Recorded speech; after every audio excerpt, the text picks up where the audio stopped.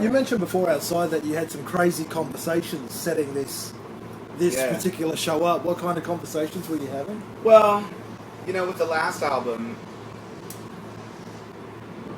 just when we finished the last record, Echo, Silence, Patience, and Grace, one of the first shows we did was Live Earth, a benefit at Wembley. And we were put on the bill, but we weren't sure where, So they wouldn't tell anybody the lineup until the day of the gig. Right. So we showed up, and the Beastie Boys and Metallica and Genesis and Madonna and the Pussycat Dolls and every band in the world was playing. And then we see on the schedule that we're second to last. So we're on after Metallica and we're on after the Chili Peppers. So we thought, it makes no sense. Why are we second to last? We have to go on after these enormous bands in a huge stadium. We didn't feel like we were ready to do that kind of thing, like to play somewhere that big. We played big festivals, but playing a big stadium is different. It's when it's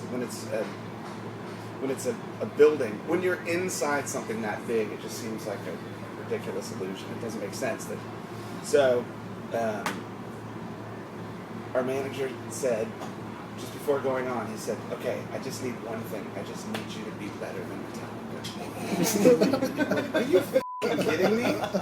And for whatever reason, in those 25 minutes that we had to play,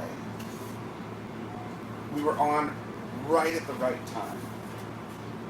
The sun had just started going down. We decided to go out and play the 5 songs that everybody in England knows. We did what Queen did at Live Aid, We just went out and played the songs people know. We didn't try to fool them with some B-side shit. We were like, okay, we only have this much time. Great. It was practically a medley, and it worked. And I joked in the middle of this show, like, okay, we'll be back here next year doing 3 nights at Wembley. I was kidding, and then that record and then that was broadcast all over the world. So, and that was the beginning of our press tour. So then every interview from after that, people had watched Live Earth, and they're like, so when did you become like the biggest band? Like last Tuesday, I guess. Crazy, I mean, I don't know how you see our band, but we don't see our band that way. Just so you know, like we still see ourselves as the band that won the lottery and wound up playing Wembley. We don't feel entitled to your stadiums, It's not like that. So. And every time we make a record, especially after you've been away for a couple of years, like these tickets, we put them on sale. We weren't even done with the new record. And I remember they put the tickets on sale, and I was so nervous. And I was sitting there the night before they went on sale in my living room, and I confessed to my wife, I said, I'm just kind of really scared about this Milton Keynes thing, because we haven't been there for 3 years, and the place is huge. We don't even have a new song on the radio, and she goes, oh, babe, she said, you really think that if a rock band that's been around for 20 years that people adore puts tickets on sale, they're not going to come because they haven't heard the new record yet. They're going to come because they want to hear everything you've done for the last 16 years. And that's when I thought, you know what, that's not good enough. That was in the middle of making the record. I'm like, that. It actually inspired me to make the record better, because I don't want to be the band that just has to play My Hero for the millionth time to 20,000 more people than last time. Like, I want new shit, I want Bridge Burning and Rope and Hawk and stuff like that. And you'll see tomorrow night, like, they like the new shit, And I introduced a song last week. We were playing Monkey Wrench, which to us was always one of our biggest songs. But you can see among a lot of the younger audience, they weren't even born when that song came out. So I introduced it, I said, this next song is older than most of your children. I think the most important thing is that the people that come to the gig feel like that experience is their own. So the set list doesn't matter, I don't think. We don't play the songs the same way every night. I don't say the same thing every night. it's always a little bit different, you know what I mean?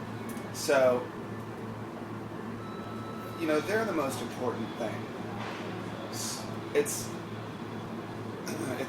an age-old conflict that a lot of musicians have, you know.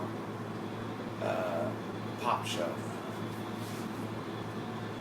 What's a pop show? Is that a show that you come out and like bring it to the people so that they really enjoy it? Because I remember, I went to go see Radiohead. I went to go see Radiohead once, and I remember taking my mother to see Radiohead. And I said, "Mom, you're gonna."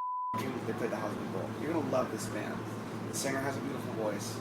They write classic tunes. They're also talented. They're one of the last great rock and roll bands. You have to see this band. I brought her to the gig, and basically that night was the coolest light show I've ever seen. But the band was like playing with their pedals and their backs to the audience, doing some obscure Kraftwerk B-side shit for the entire night. And my mom was like, "That's the worst show I've ever seen in my entire life." And I had to kind of agree, because if I'm coming out here to 65,000 people, my set list isn't the most important thing. The people are the most important thing. So they become like a chorus to the gig, you know what I mean? And for years and years, I've sort of tried to like weave through this dissonant kind of grade of artistic integrity. Like, you want to do the right thing. You don't just want to be like Katy Perry, you know what I mean? But you do want to bring it to the people so that it becomes the greatest show they've ever seen, you know? Without it becoming robotic. So, you know, you'll see the next couple nights, we'll switch up the set list both nights. Because we're playing the same place 2 nights. We'll switch it up. Do some things that are kind of the same. Do some things that we switch up. But ultimately, the most important thing isn't what I think of the gig, it's what they think of the gig. It's just the way I think. I mean, you'll see.